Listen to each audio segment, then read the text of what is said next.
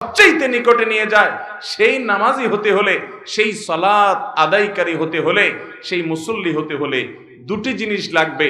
একটা হলো খুশু, আরেকটা হলো খুদু।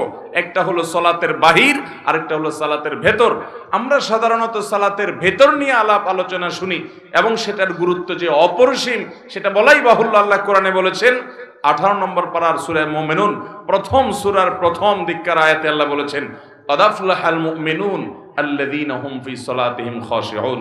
ওই ঈমানদাররা সফল হবে ভাই, ওই ঈমানদাররা সার্থক হবে যাদের সালাতের মধ্যে খুশু বা মনোযোগ থাকবে। নামাজে মনোযোগ না থাকলে সে নামাজটা নিষ্প্রাণ নামাজ, সে বিষয়ে বলাই বাহুল্য। কিন্তু আমি অন্য বিষয়ে কথা বলতে চাই, কারণ মনোযোগ নিয়ে আমরা সবচেয়ে বেশি চিন্তিত এবং মনোযোগ নিয়ে আলোচনাও কম বেশি আমরা শুনি, কিন্তু নামাজের বাহিরটা নিয়ে খুব বেশি আলোচনা হয় না। ভেতরটা আমাদের ঠিক না।